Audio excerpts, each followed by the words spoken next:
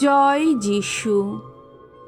আজ 22শে ডিসেম্বর, আগমনকালের চতুর্থ রবিবার। প্রথম পাঠ প্রবক্তা মিখার গ্রন্থ হতে আজকের বাণী পাঠ। 5 অধ্যায় 1 থেকে 4 পদ। মানব জাতির মুক্তিদাতা হবেন বেথলেহেমেরই একজন মানুষ। ওগো বেথলেহেম এফ্রাথা, জুদেয়ার গোত্রগুলির মধ্যে কত তুচ্ছ তুমি! অথচ ইসরায়েলের ওপর যার একদিন আমার হয়ে রাজত্ব করার কথা, তিনি কিন্তু তোমারই মধ্য থেকে আবির্ভূত হবেন। সেই পুরাকালেই, সুদূর প্রাচীন কালেই তার বংশের সূচনা। তাই ওই যে আসন্ন প্রসবা নারী, যতদিন না তিনি সন্তানকে প্রসব করেন, ভগবান শুধু ওই ততদিন পর্যন্ত এ জাতির মানুষদের ফেলে রাখবেন দূরে। তারপর ওই পুত্র সন্তানের স্বজাতি ভাইয়েরা সেই সময়ে অবশিষ্ট থাকবে যারা, তারা ফিরে আসবে অন্যান্য ইসরায়েলীয়দেরই কাছে। আর তিনি তখন ভগবানের আপন শক্তিতে, তার ঈশ্বর ভগবানের নামেরই মাহাত্ম্যে বলীয়ান হয়ে দাঁড়াবেন, মেষপালকের দায়িত্ব পালন করবেন। সবাই তখন নিরাপদে থাকবে, কেননা তার ক্ষমতা বিস্তৃত হবে পৃথিবীর দূরতম প্রান্তেও। তিনি নিজেই সেদিন হয়ে উঠবেন নিখিলের শান্তি। প্রভুর বাণী। ঈশ্বরকে ধন্যবাদ। সাম সঙ্গীত 80 অধ্যায় 1 থেকে 2 পদ, 14 থেকে 15 পদ, 17 থেকে 18 পদ। ধো, হে ঈশ্বর, প্রসন্ন হোক তোমার শ্রীমুখ, রক্ষা করো আমাদের। ইসরায়েলের হে মেষপালক, শুনো, ওগো কান পেতে শুনো। ওগো তুমি যুগল খেরূব মূর্তি যার আসন, এবার দেখা দাও, তোমার মহান শক্তির প্রকাশ ঘটাও। ওগো, এসো আমাদের রক্ষা করো। হে ঈশ্বর, ওগো বিশ্বপতি, ফিরে এসো তুমি। স্বর্গ থেকে নত হয়ে চেয়ে দেখো একবার। এই আঙ্গুর গাছটির ব্যাপারে যা করার করো তুমি। এর মূল কাণ্ড তুমি তো নিজের হাতে রোপণ করেছ। ওগো, যে তোমার ডান পাশের মানুষ, সেই যে মানব পুত্র, তুমি নিজেই যার সব শক্তির উৎস, এখন তার সহায় হও তুমি। এরপর তোমাকে ছেড়ে আর দূরে যাব না কোথাও। ওগো, আমাদের বাঁচিয়ে রাখো, স্মরণ করব আমরা তোমার নাম।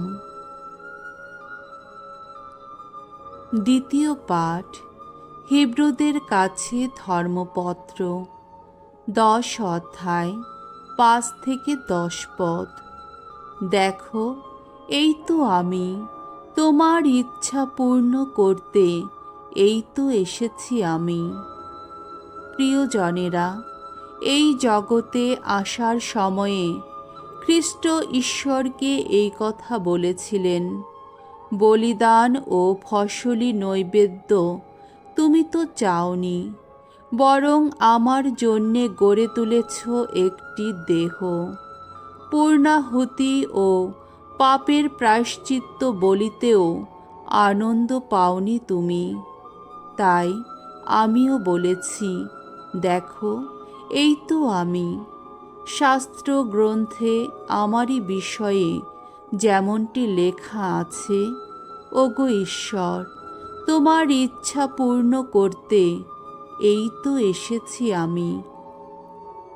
তোমরা লক্ষ্য করো, খ্রিস্ট প্রথমে বলেছেন, বলিদান ও ফসলি নৈবেদ্য, পূর্ণাহুতি ও পাপের প্রায়শ্চিত্ত বলি তুমি তো চাওনি। ওসবে আনন্দ পাওনি তুমি, যদিও ওগুলি মসির বিধান অনুসারেই নিবেদিত হয়ে থাকে। তারপর তিনি বলেছেন, দেখো, এই তো আমি, তোমার ইচ্ছা পূর্ণ করতে এই তো এসেছি আমি। এইভাবে তিনি প্রথম বলিদান রীতি বাতিল করে দিয়ে দ্বিতীয় রীতির প্রবর্তন করেছেন।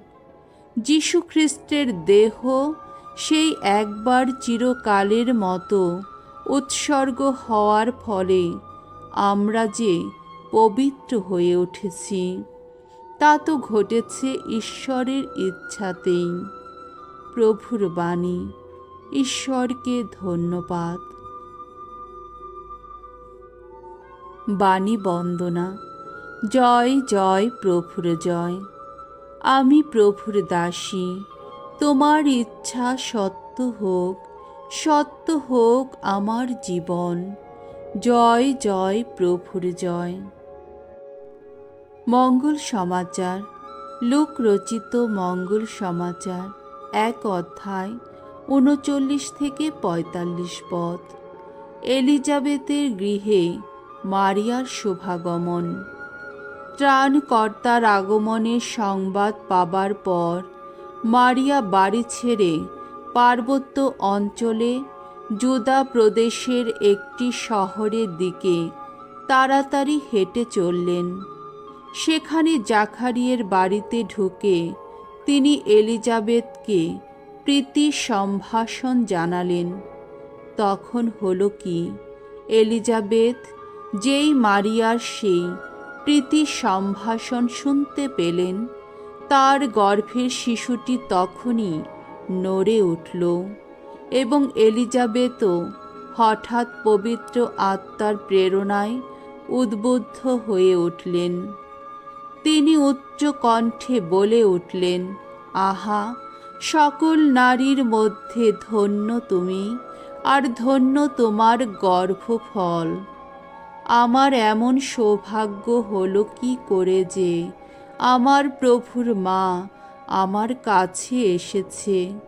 দেখো তো, তোমার প্রীতি সম্ভাষণ যেই আমার কানে এলো, অমনি আমার গর্ভের শিশুটি আনন্দে নড়ে উঠল। আহা, ধন্য সেই নারী যে বিশ্বাস করেছে যে প্রভুর নামে তাকে যা বলা হয়েছে তা সত্য হয়ে উঠবে। প্রভুর মঙ্গলময় বাণী। খ্রিস্ট প্রভু তোমার প্রশংসা হোক।